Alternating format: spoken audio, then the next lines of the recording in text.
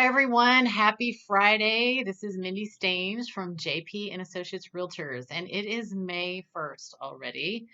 Um, I missed you all last week. Last week I was moving out of my office. Some of you have been there. Um, and as many of you know, one of the lenders that I work closely with, Jeff Cameron, um, has also made a move. So the mortgage company he was working with sold their company, and so now he has switched to CMG Financial Services. And I thought, you know what a great time for him to talk about his new services next week, and also tell us a little bit about what the market is doing from a lender's perspective. So you've heard me talk about the forbearance. Now they're calling it maybe the forbearance fallout. I heard a statistic last week that 2.9 million Americans had applied for the forbearance with their mortgage. And so, a lot of us are going, what is that going to mean in the months to come? Are we going to switch to a buyer's market or a balanced market instead of a seller's market that we've had for so long? And the answer to that, and nobody really wants to hear this, is it depends. Um, Certainly, we could definitely see that shift, but it's so important to think about hyper local statistics. So, different people in different areas may have, like, a retirement community. They may not have mortgages anymore. Maybe their home is paid off, so it's not affected in the same way, or maybe they're not affected in the same way as COVID if they already are retired. Of course, people have investments and they lost some money, and so it's just how are they doing financially, where they are in their phase of life. Do they need to sell? Do they not? And if that is the case in one neighborhood, in particular, then it may stay a seller's market in that neighborhood. Then you have the other side of the coin. For example, I talked to a first-time home buyer, so excited to get her into a new home, and we had to have a really heart-to-heart conversation about what was best for her. And she felt like maybe this wasn't the time to make a decision. And for a lot of people, it's not. She still had her job, which was great, but she didn't have the overtime that she normally got. And, as I see things changing, for first time home buyers, there's also a lot of investors in that market. And maybe they have one or two or three properties that they own and they rent out. And we also have this eviction moratorium going on. So whether people were affected by COVID or not, some people are just not paying their rent. So that affects those investors where maybe they won't be able to hold on to the home anymore. They may have to sell it.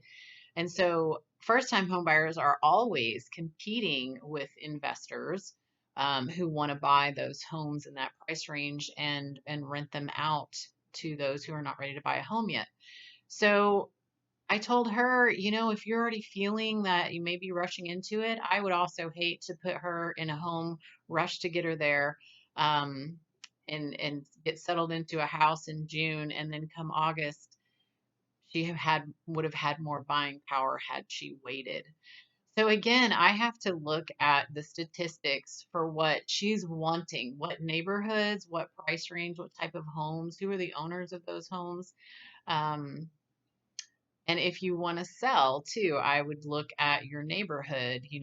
Are builders still in there? What are the builders doing during this COVID time? Um, what is the demographics of the rest of the neighborhood?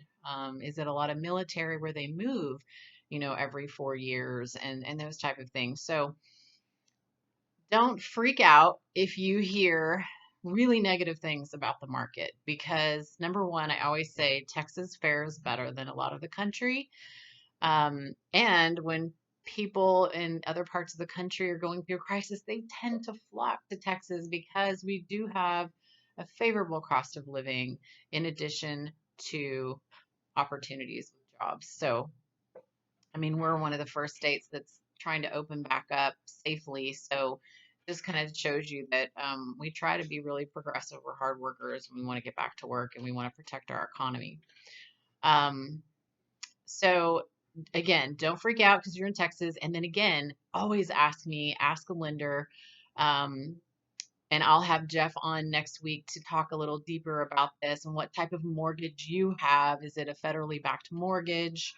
Um, so that's really important to know before anybody hits the panic button on the mortgage or the home market, housing market. So please remember that you have me as a source.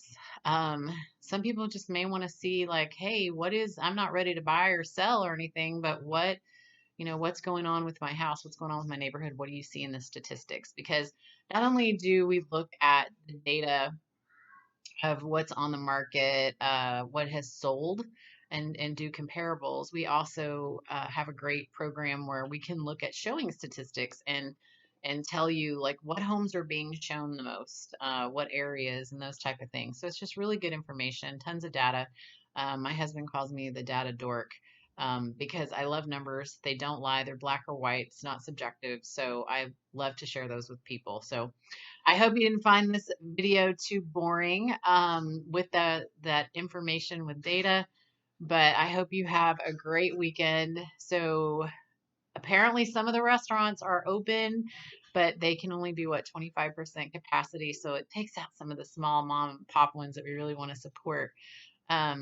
But still, everybody needs the support. So be safe if you decide to do that. And hey, let me know. Make a comment and say, hey, this is what restaurant we're hitting tonight. I would love some recommendations because we are still undecided. So have a great weekend and maybe make a craft for your mom. Mother's Day is next week. And stay safe and stay motivated. Thanks.